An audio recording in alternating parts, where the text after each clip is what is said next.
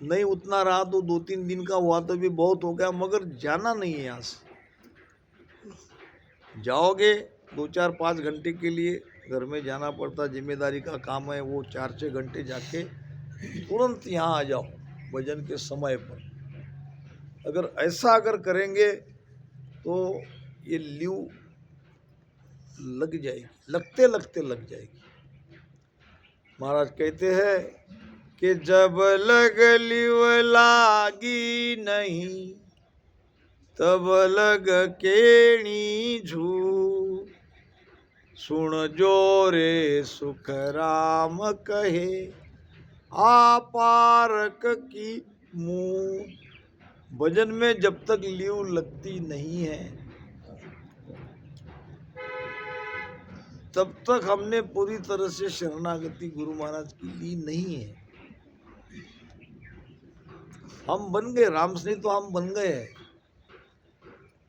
मगर इसमें क्या है तो भजन ही मेन है।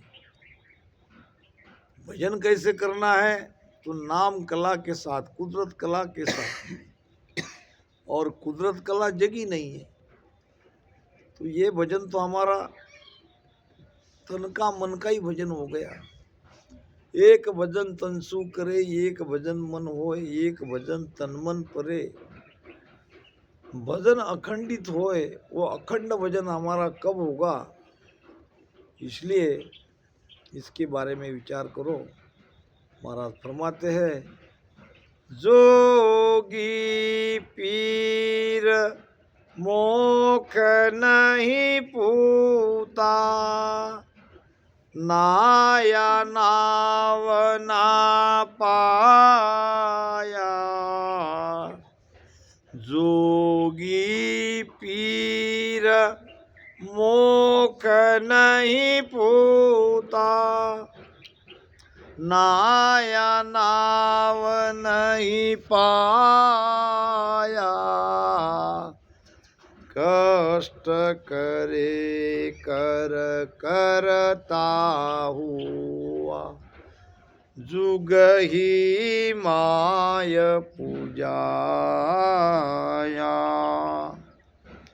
कष्ट करे कर करता हुआ, जुग ही माय पूजाया। राम जुग ही माय पूजाया। ओ सुन भेदनियारो सब सु, ओ सुन भेदनियारो।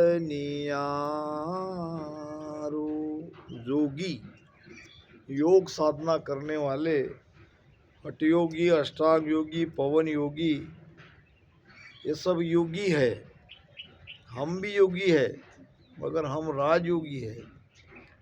हमको राजयोगी क्यों कहा?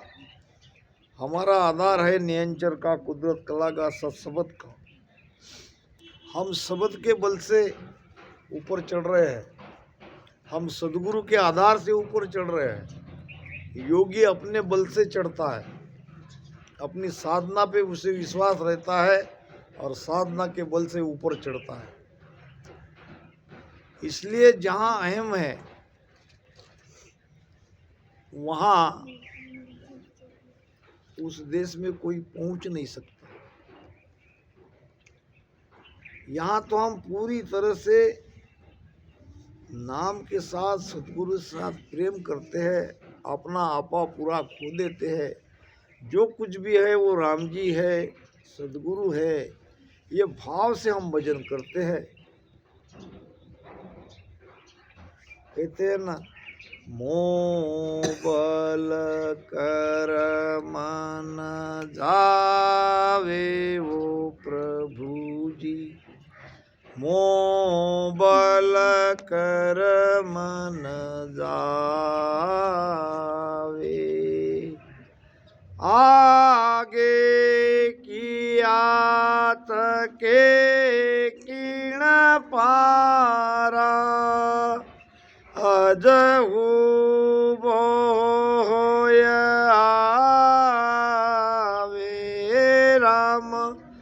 अजहु भोय आवे मुँह बल कर मन जावे वो प्रभु जी मोह बल कर मन जावे। जीव आत्मा कह रहे परमात्मा को, हे परमात्मा मेरे बल से, मेरे कुछ करने से मेरे किए हुए कर्म नहीं कटते, क्योंकि कर्म अथाह है, अनगिनत है। आगे किया तिके किन पारा। आगे का मतलब क्या? हम क्या अभी मनुष्य शरीर में आए क्या? इसके पहले भी आए थे। युग के युग बीत गए, कितने युगों से हम बार बार जन्म ले रहे हैं, बार बार मर रहे हैं, ये निश्चित कहा नहीं जा सकता। और इतने अनगिनत बार हमने मनुष्य शरीर धारण किया तो कर्म भी बने, कर्म हमने किए। अब अनगिनत मनुष्य जन्म में अनगिनत कर्म का भार हमारे सिर पर है, और उसके बदले में भजन करते कितना है, और करेंगे तो भी कितना करेंगे। आगे किया तके किण पारा अजहू बो आवे। प्रारब्ध भुगत रहे हैं संचित में से, और क्रियमान कर्म नया चार्ज हो रहा है, क्रियमान नया बढ़ रहा है, तो कर्म तो बढ़ ही रहा है, कर्म कम हो नहीं रहा है। राम राम भी कर रहे हैं तो कर्म नहीं हो रहा क्या? कर्म हो रहा है, कर्म होता ही है। इसलिए विनती करना पड़ेगा सदगुरु महाराज को, परमात्मा को। अरदास लगाओ, प्रार्थना करो, रो तड़पो, पुकारो। जी गुरा भेद बताव जो, किस बिद मिलसी जी राम। जी गुरा भेद बताव जो, किस बिद मिलसी जी राम। मोख मुगत पर लोक में, किस विद पोतु मैं धाम। मोख मुगत पर लोक में, किस विद पोतु मैं धाम। जीर्ण जीर्ण विद हर पावियो, सो विद कहे मुझ आप। जीर्ण जीर्ण विद हर पावियो, सो विद कहे मुझ आप। सोई सोई विद मैं धार सूं, कर सूये निस जाप। सोई सोई विदमय धारसु करसु ये निसजाप जी गोरा भेद बतावजो किस विद मिल सीजी आप। रामू राम, ये चाहिए भाव। जी गुरा भेद बताओ जो किस विद मिलसी जी राम। मोख मिगत पर लोक में किस विद पहुंचूं मैं धाम।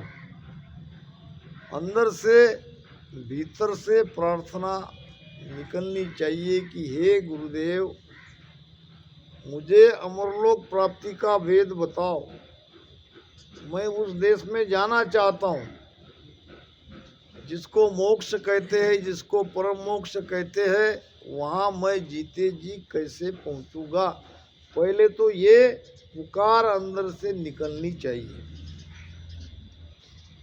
अब पुकार सही है कि झूठी है, ये कब समझ में आएगा? जब कोई आपको मिलेगा कि बैठो भजन को, कैसे कला नहीं जगती है, तब आप हटना नहीं चाहिए। तब आप हट गए तो क्या समझेंगे? आपने ऊपर ऊपर प्रार्थना करी, अंदर से वो पुकार नहीं निकलती। अंदर की पुकार परमात्मा सुनता है। चाहे जीवन में देखो, सांसारिक जीवन में या भक्ति में, परमात्मा सुनता है। उसके लिए अंतरात्मा से आवाज निकलनी चाहिए। एक भगत था और घने जंगल में एक पेड़ की छाया में भजन करने बैठ गया। अब एक दिन पूरा बीत गया, रात चली गई, दूसरा दिन आ गया, दिन भी निकल गया, सिवाय जल के कुछ पी नहीं रहा था। अब 2 दिन निकलने के बाद परमात्मा को तो आना ही पड़ता है, वो तो हमारी सबकी खबर लेता ही है। 2 दिन निकलने के बाद, हालांकि वो सगुन भक्त था, भक्ति कोई भी करो, मगर वो भाव से कर रहा था। 2 दिन 2 रात बीत गई। अब तीसरा दिन उसका भाग्य चमकने वाला था, यानी उसको परमात्मा दर्शन देने वाले थे, उस पर कृपा होने वाली थी। बस यही गाड़ी आड़ जाती है सबकी, क्योंकि कठिन परीक्षा से गुजरना पड़ता है। वहाँ हम धैर्य छोड़ देते हैं। भक्ति में बहुत धैर्य होना है। कबीरा धीरज के धरे हाथी मन भर खाए, और टूक टूक के कारणे स्वान घरों घर जाए। हाथी कितना बड़ा रहता बेटा? बड़ा रहता ना? कितना होना उसको भोजन? 1 मन। और कुत्ता, स्वान यानी कुत्ता, कुत्ता कितना रहता? छोटा, उसका पेट भी इतना। अब हाथी तो मस्ती में रहता है, कोई भोजन की चिंता नहीं करता है। जो होगा परमात्मा को खिलाना है वो खिलाएगा, नहीं खिलाएगा उसकी मर्जी। कबीरा धीरज के धरे हाथी मन भर खाए। अब वो धैर्य रखता है तो परमात्मा उसे रोज का 1 मन का अनाज दे देता है, कहीं से भी दे देता है, क्योंकि पालन पोषण करने की जवाबदारी उसकी है। मगर कुत्ते को परमात्मा पर भरोसा नहीं है। टूक यानी टुकड़ा ही चाहिए उसको, टुकड़ा टुकड़ा के लिए घरों घर ऐसे ढूंढता है। हमको तो विश्वास के साथ भक्ति करनी है। तीसरा दिन निकल गया, और उस भगत का भाग्योदय होने ही वाला था, तो भगवान ने सोचा कि चलो इसकी परीक्षा ले लेते हैं। अगर ये परीक्षा में पास हो गया तो इसको वरदान दे देंगे, जो मांगेगा वो दे देंगे। ऐसा ही होता है खासकर सगुन भक्ति में। अब परीक्षा कैसी ली? उनके इष्ट थे भगवान शिव जी। माता पार्वती और शिव जी जंगल में आए भिल्ल का वेश बनाकर। भिल्ल समझते क्या? भिल्ल एक जंगली जाति है, समझते ना? शिव जी बन गए भिल्ल और माता पार्वती बन गई भिल्ली, पति पत्नी दोनों बन गए। और वहीं से बातें करते करते आ रहे। भगत तो अपना भजन में था, मगर आवाज आई कि दो लोग कोई बातें कर रहे हैं। इतने घने जंगल में 2 दिन तक तो कोई आए नहीं, आज एकाएक कैसे आए? ध्यान थोड़ा भटक गया। दोनों पति पत्नी में वार्तालाप हो रही थी। पत्नी कह रही थी बच्चे भूख से रो रहे हैं, बच्चे के लिए कुछ व्यवस्था करो। अब वो तो नाटक कर रहे थे, पति पत्नी भगवान शिव जी और माता पार्वती थी। अब भिल्ल कहता है कि तुम चिंता मत करो, अभी कर देता हूँ व्यवस्था, कोई न कोई व्यवस्था करता हूँ। वहां से कुत्ता जा रहा था और वो कुत्ते के दोनों पैर पकड़े, ऐसे ऐसे उसको हिला के पटक दिया और कहा कि ये ले जाओ मरा हुआ कुत्ता और इसका गोश्त बच्चों को खिला दो, चलो। अब ये सब वो देख रहा था भगत। ये तो प्राणी जीवित प्राणी मार के खाने वाले लोग हैं। अभी अभी इसने कुत्ते को मार डाला और कुत्ता ले जा रहे, कुत्ते को आप पका के खाएंगे। जाते जाते पत्नी कहने लगी स्वामी आज का तो हो गया, कल कहाँ से लाओगे? ये तो अनायास कुत्ता आ गया, इसको तुमने मार डाला, खिला देंगे आज का। कल की कोई व्यवस्था की कि नहीं की? तो वो भिल्ल ने कहा ये बाबा बैठा है कल के लिए, इसको उठा लेंगे, तुम कोई चिंता करती हो? आज का तो खिला दो, बच्चे रो रहे हैं तो उनको चुप कराओ, कल की व्यवस्था है बाबा को ही मार डालेंगे, बाबा को उठा ले जाएंगे। अब ये सुन के ही वो डर गया। घने जंगल में ऐसे ऐसे जंगली लोग हैं, जीवित प्राणी को मार रहे हैं और कह भी रहे कि कल मेरा नंबर है। भगवान को तो बाद में मिल लेंगे, पहले जान बचा लेंगे। थोड़ा उनको दूर जाते ही उड़ गया, ऐसा भागा ऐसा भागा।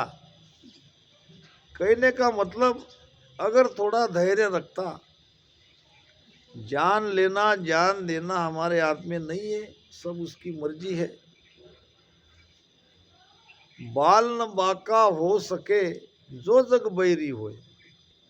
सारा संसार बैरी हो गया, जाको राके साइया मार सके नहीं कोई। परमात्मा जिसकी रक्षा करता है उसको कौन मारेगा? और परमात्मा की भक्ति कर रहा था और बीच में ऐसे कोई परीक्षा की घड़ी आ गई तो उस समय चला गया जब उस पर कृपा होने वाली थी। तो ध्यान रखे, ये हमारी भक्ति में बहुत ही सब्र की आवश्यकता है, बहुत धैर्य की आवश्यकता है। दूसरे की तरफ देख के हम निराश नहीं हो सकते कि इनको भजन लग रहा है, हम सालों से कर रहे हैं, हमको नहीं लग रहा है। सबको लगेगा। उनको भजन लगने का कई और कारण हो सकते हैं, तुम्हारे उनके कर्म बराबर नहीं है। जैसा कि 2 प्रकार के हंस भक्ति में आते हैं, एक पुराना एक नया। के सुन जीव आगला मूसू सुनमु पासे आवे रे। आगला नाम पिछले जन्म में उसने राम राम भक्ति करी, नयनचर जगा।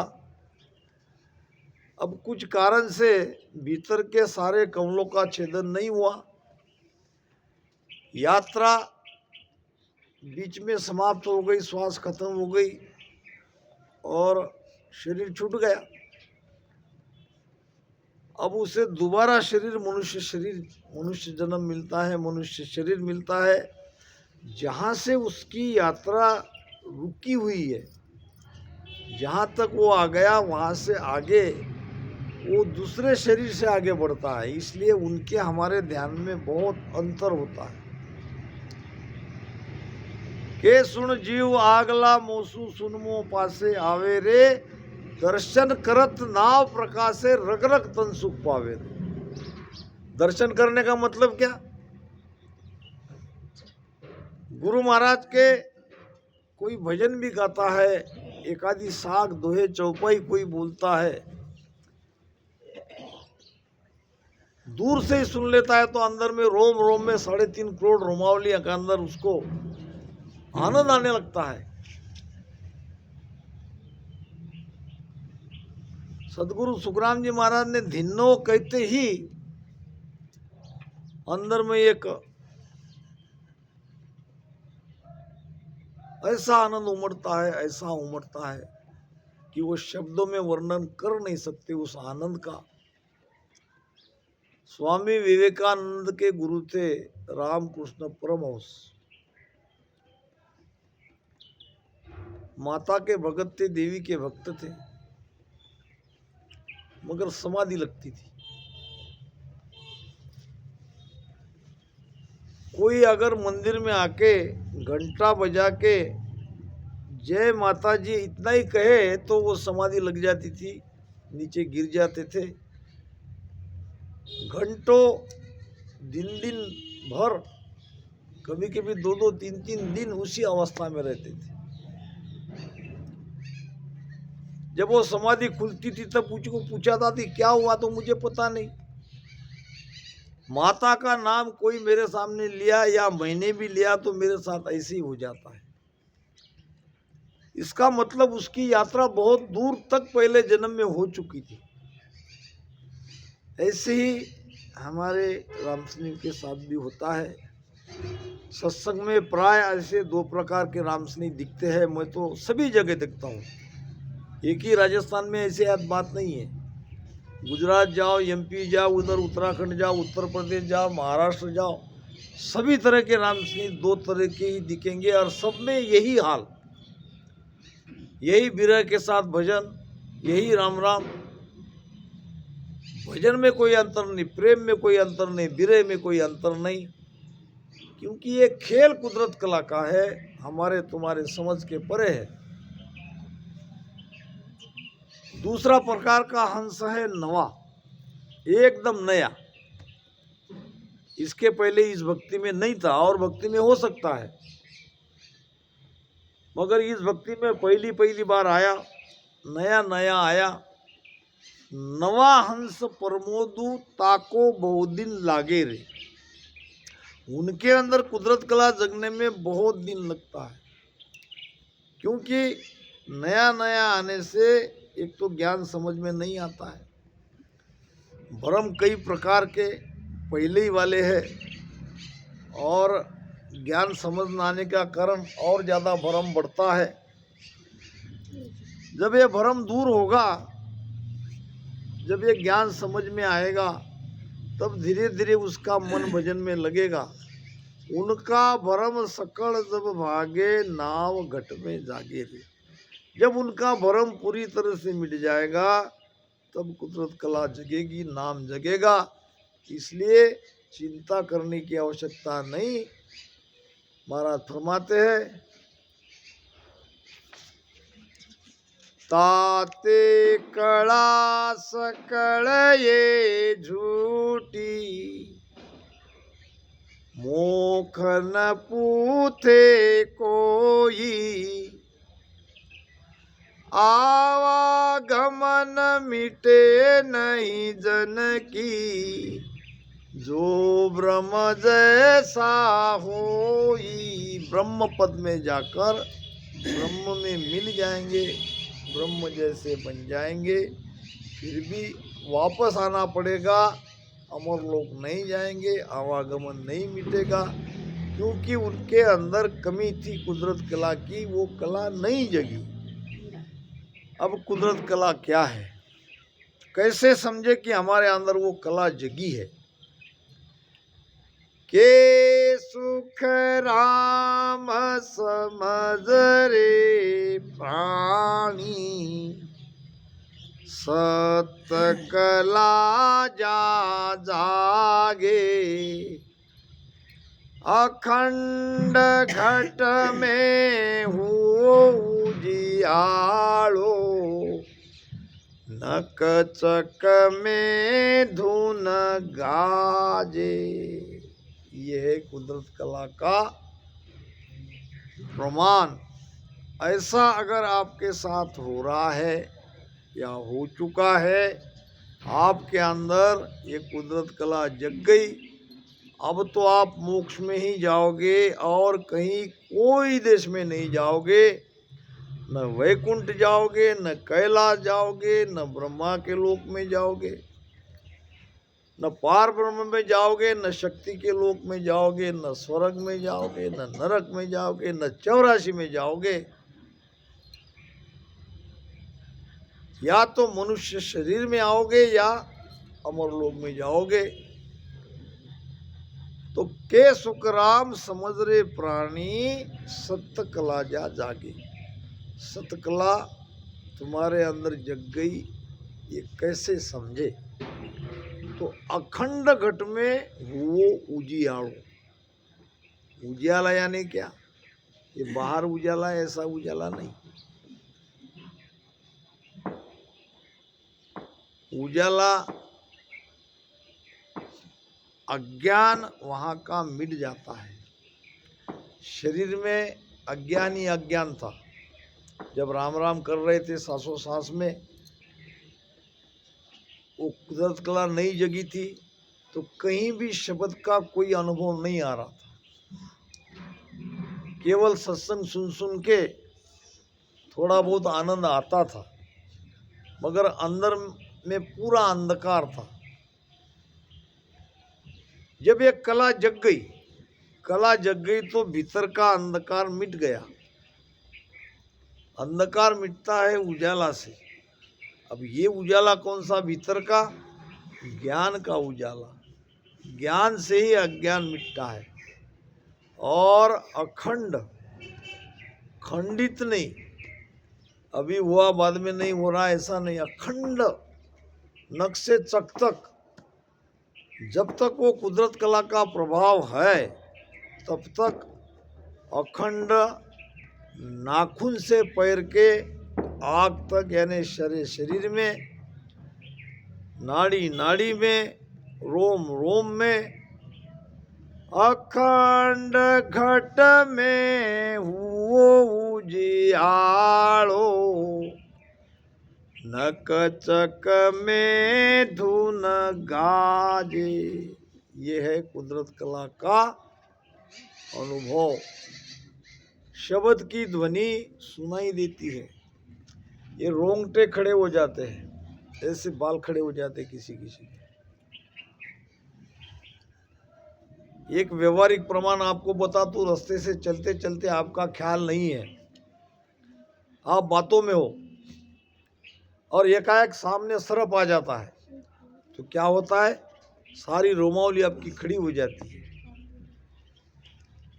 ऐसा हमेशा अनुभव आते रहता है। ये लक्षण है कुदरत कला के।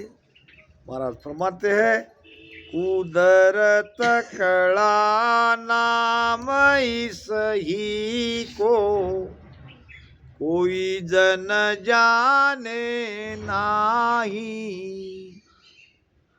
करणी बिना किया बिन साजन, उलट आदगर जाई।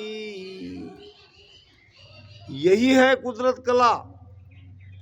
और इस कुदरत कला को सब भजन करने वाले नहीं जानते। जिस पर गुरु महाराज की मेहर हुई है वही कुदरत कला का आनंद ले सकते हैं। कुदरत कला नाम इसी को कोई जन जाने नहीं, सब नहीं जानते। करनी बिना किया बिन साजन, बिना कुछ किए, बिना कर्मकांड किए, बिना पूजा किए, बिना योग किए, बिना जप किए, बिना तप किए, बिना कोई उपाय किए, केवल राम राम करने से, प्रेम से रटन करते करते उलट कर जाके परमात्मा में मिल जाते हैं। और फिर परमात्मा में मिलने के बाद सत्स्वरूप आनंद पद में चले जाते हैं।